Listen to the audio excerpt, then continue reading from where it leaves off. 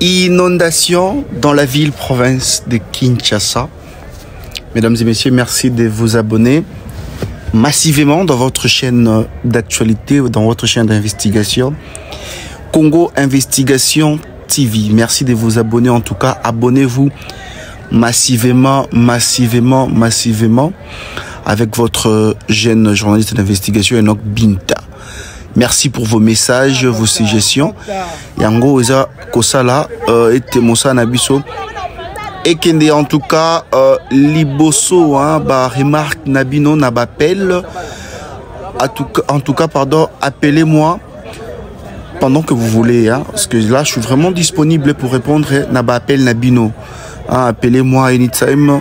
En tout cas, je vais vous répondre. Bozomona awa tozali bongo na Kinshasa, toza na province, toza na Congo centralité, toza na Kikwiti te, toza na Sonabata te, mais toza na Kinshasa, la capitale. Bozomona comment est-ce que ba rozwa bat na hôpital, ba robimisa ba onde ko bomoni yazalaki bongo na kati ya hôpital place azalaki et mai est débordé.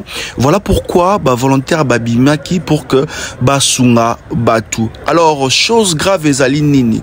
Certes, ezali le roman ko ezali bongo naturel exactement, mais tozo déplorer car le roman ko, je vous jure mesdames et messieurs, je suis là en direct. Bozomona ba piroko eza ba piroko moko eza privé. Donc Motu amonia sunga batu romona donc moto amonia sunga batu abi quand on était acheaye et tout ça. Alors gouvernement na biso ba piroko bomoni na internet wana, je vous dis na ko filma on a ko l'accepter parce que nga laksaka na bosembo kano ba otoko mona o que notre gouverneur atindi et sali obeka ka tour moko après et kufi nango. Donc ceux qui ba piroko o yakate. Mais peut-être bonga kubomona makamsusu ninga isalem. Bozomona bande comme so amibali choix ezalité.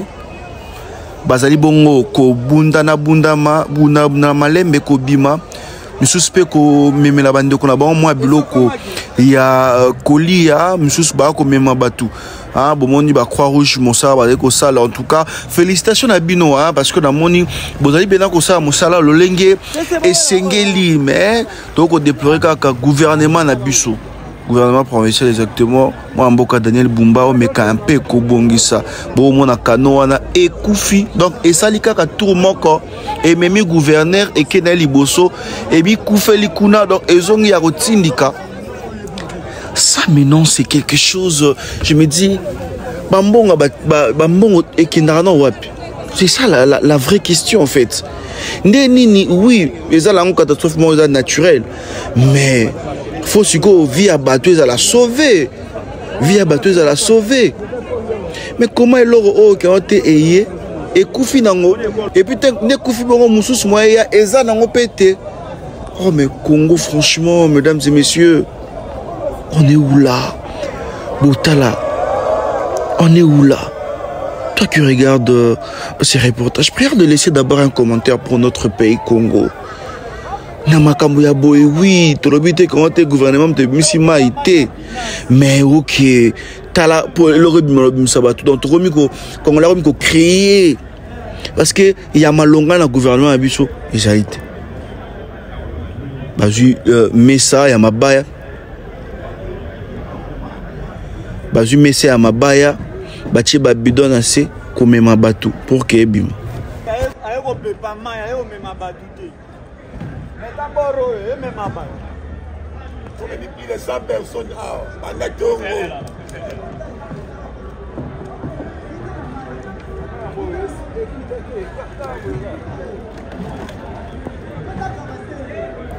Alors je signale que le bilan provisoire jusque-là, gouverneur Nabiso à lobby, 22 morts. Ils ont bilan provisoire au Wapi, gouverneur Nabiso, Mouamboka Daniel Bumba, à lobby, 22 morts. Alors, nous continuons en tout cas ces reportages, mesdames et messieurs. J'étais en train de dire que abonnez-vous massivement sur votre chaîne d'actualité Congo Investigation. Parce que ok, nango boueti na butu. Donc ok nango pena botina butu boromona tina butu tozo ke nango donc zala connecté, ne te déconnecte pas. Donc tina butu tozana bino. Voilà, bozomona bande ko na biso pe ya Croix-Rouge. Bazali toujours Kokoba na osa mosala, mais aussi bandeko il y a hôtel de ville, brigadier je crois, ouais. Bango pe bazali bon Kokoba toujours na koti ya moi loboko bokota lopango oyo mai ekoti ya somo mituka ekomona na te, mesdames et messieurs, et ça la passe. Mais nous on n'a pas le choix, nous continuons en tout cas de vous informer. En temps réel, mituka ndenge ekoti. Donc sûrement déjà mituka la mémoire ici Koufi. Ah, Nzamba Sunga Mboka na biso en tout cas. Nzambe Asunga, vous nous regardez depuis Paris, merci beaucoup. Vous nous regardez bien sûr depuis Londres, vous êtes tellement embellés. Merci à Kobenga Enoch Binta, Tozan a besoin d'appel, Bobenga, Basigestion na bino, et Osa et Moussala, na biso Kende Liboso. Bobenga, Bokoma na WhatsApp, parce que c'est mon numéro WhatsApp, mesdames et messieurs. Appelez-moi. Appelez-moi en tout cas, on a toujours un pour que na répondre bino na ba demande na bino ba suggestion na bino au wapi mosa na monsieur Kobaka toujours na bino. Abonnez-vous massivement boromona. Donc boîte ezo koba toujours ko ça mosala parce que kano et kufi nango. Donc boromona kano je sais pas na benga ngo dans sika et dans le banine je ne sais même pas. Mais en tout cas, ici, et mi tête les moins de balobaka. Donc, ça les cas course moi quoi après Koufi. Et Koufi. Ah, mboka na biso Nzambe. Mboka na biso sam kunkumoni mboko tika biso na Congo. Mboka na biso. Mboka moro ya somo quoi. Hein, papa Didier Ombolo, Maboko Bank, boko mona mboka Congo. Mboka na biso ya Congo ndenge zaleli. Donc kano e pozwa bateau et sauver ba vie à bateau et salika tour moko après Koufi. Nous sommes là en direct, mesdames et messieurs.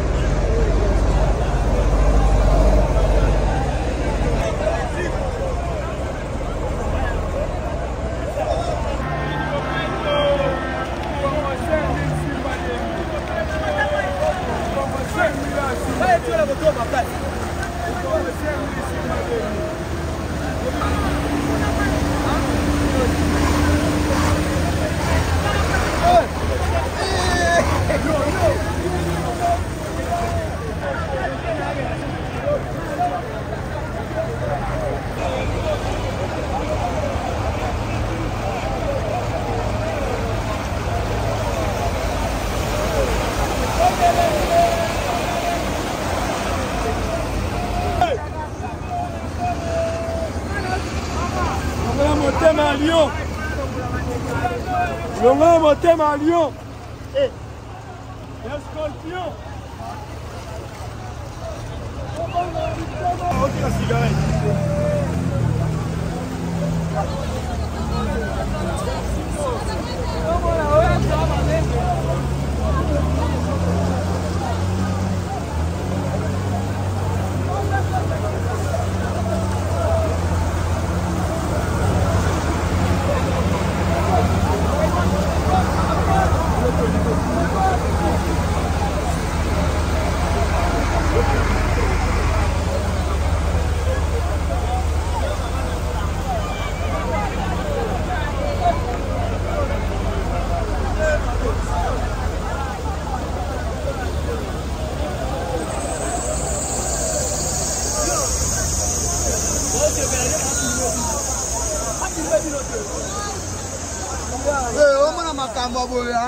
Bomona makambo bino mobomona ta chef de l'état talaka monaka okopanda tala bomona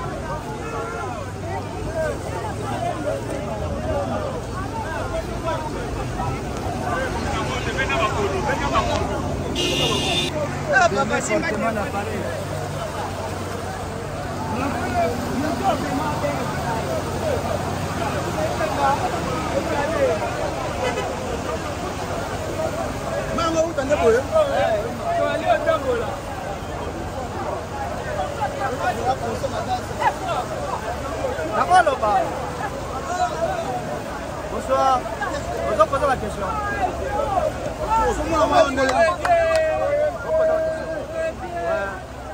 C'est justement pour dire à notre gouverneur de réveiller leur conscience, ce genre de choses dans la province telle que sont la province de Kinshasa, ce genre de choses qui se déroulent dans la ville derrière, c'est pas possible.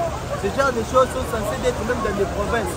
Mais ici dans la ville, là où se trouve le président de la République, dans la résidence du président, avec ce genre de choses, nous demanderons au gouvernement de nous trouver une solution afin que ceci ne se répète plus jamais. Merci.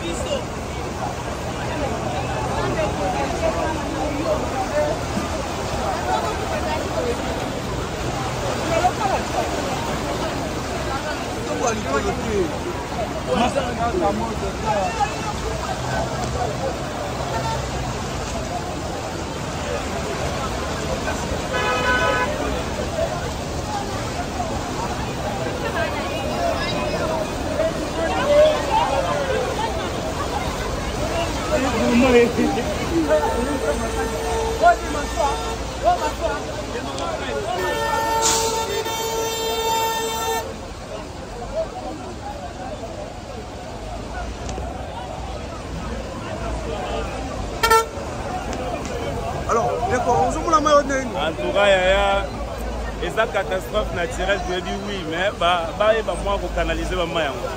Pour la biso va t'acheter une souffrance. Ah, biso va boire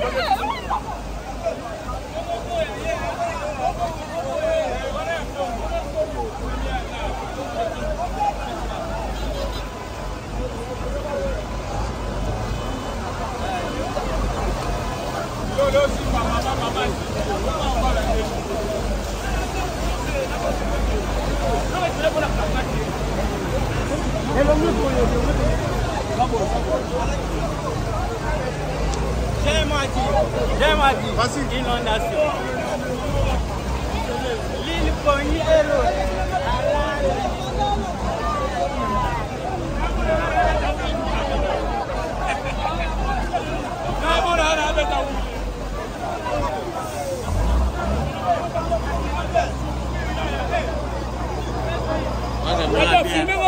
Ah, la monnaie. La monalité. La monnaie.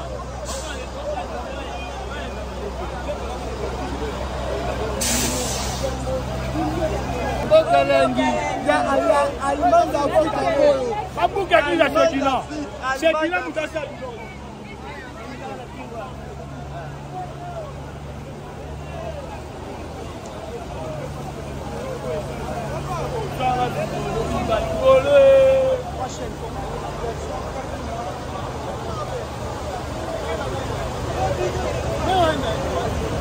Problème ça c'est pas un problème les inondations. Comprends? C'est un problème de ça et le côté des inondations et ça va nous.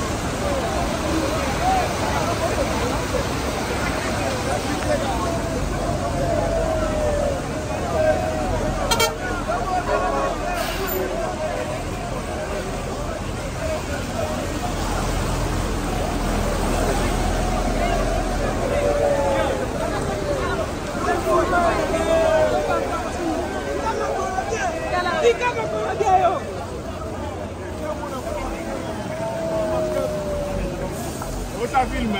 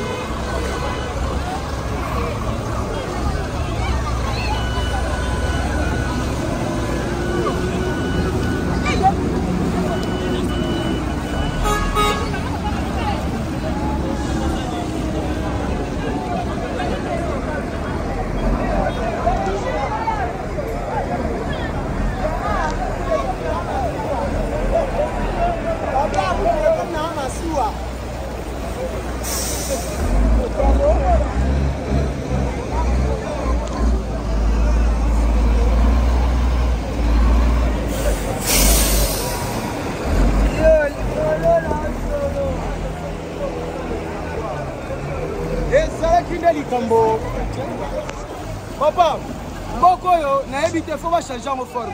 On ne se bat pas luka maluba. Ayamba oh papa longola ba ange. Zambe pe mutema bolingo. Alongola ba ange te. Alongoli. Yes alongoli ba ange tala. Tama on va pas kolongola ba ange tala. Tala botala. Botala tala kongola tala.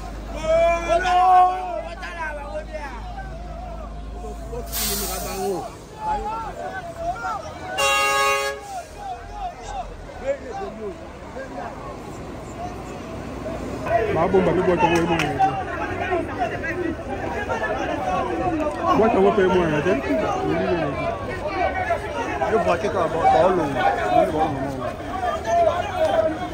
Mo ko dio wa ke.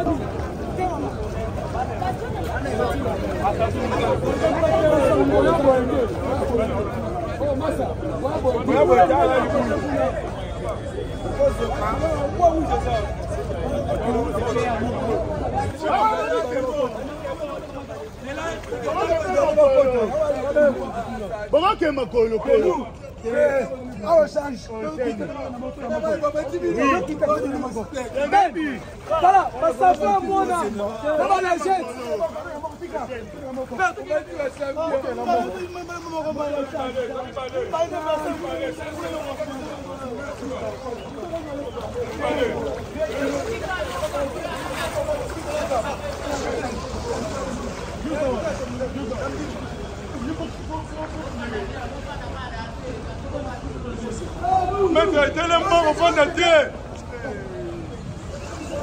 Mettez ça au tellement. Nous sommes en lumière. Nous sommes en lumière. Il m'a écouté.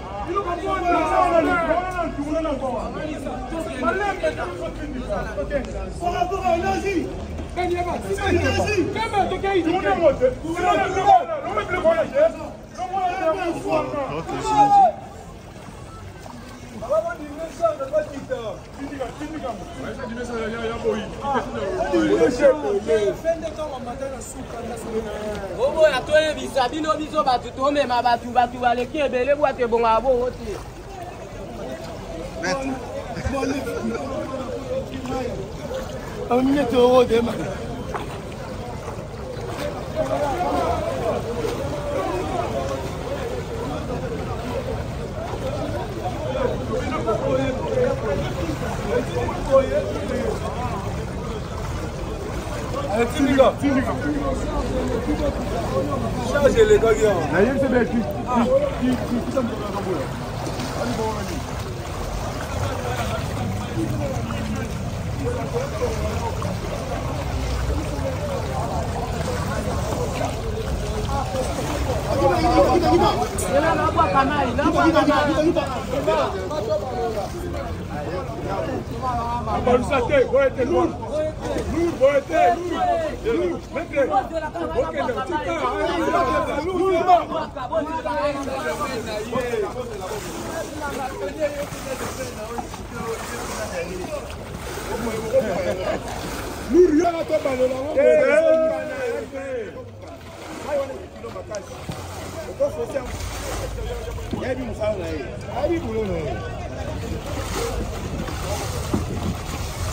Dans la flemme, dans ça, la rame.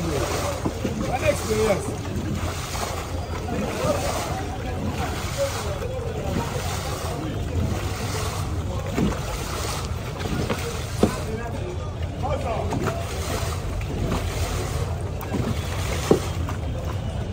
Je vais côté, mais le tour de la boîte, moi, on va bouquer.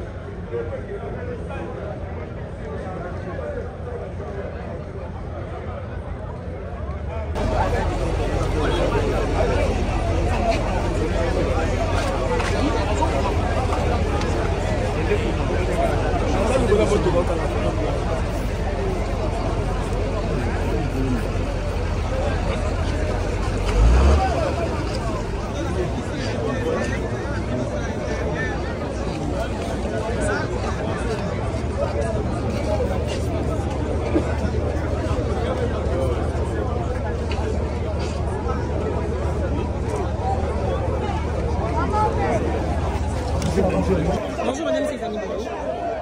Nous voyons ici, nous savons très bien que vous êtes président d'un parti politique, mais également vous avez aussi été conseiller du président, spécialement pour la nouvelle économie du Liban.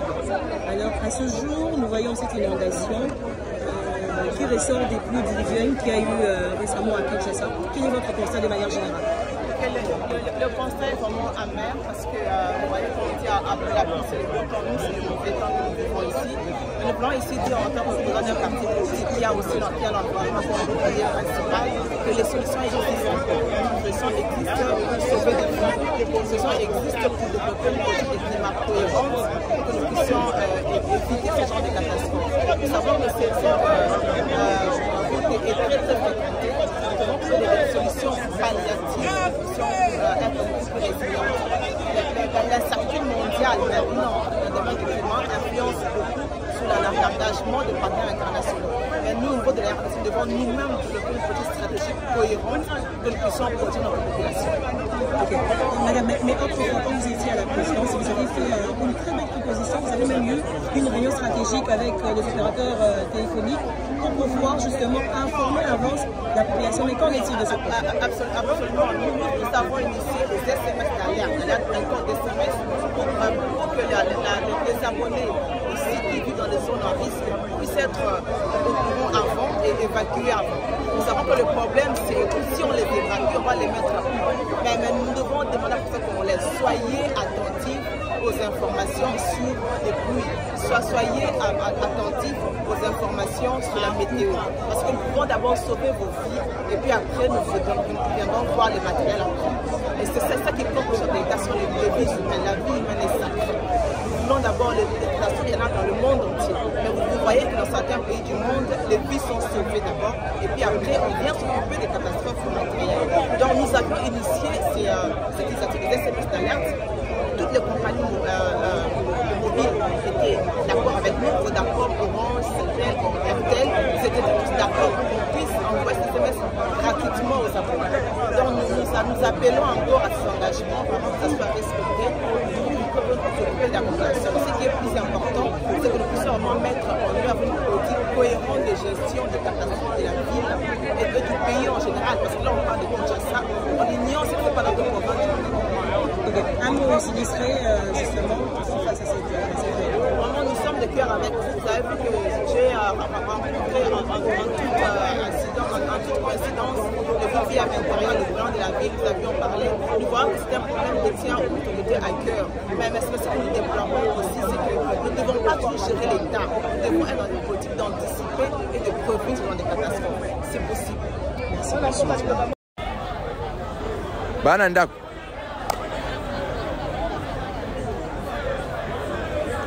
Canon rapide et Koufi, écoutez que c'est le Pierre. Bah, dis pas ça, dis façon à la maison. Avec le pirogue au moins.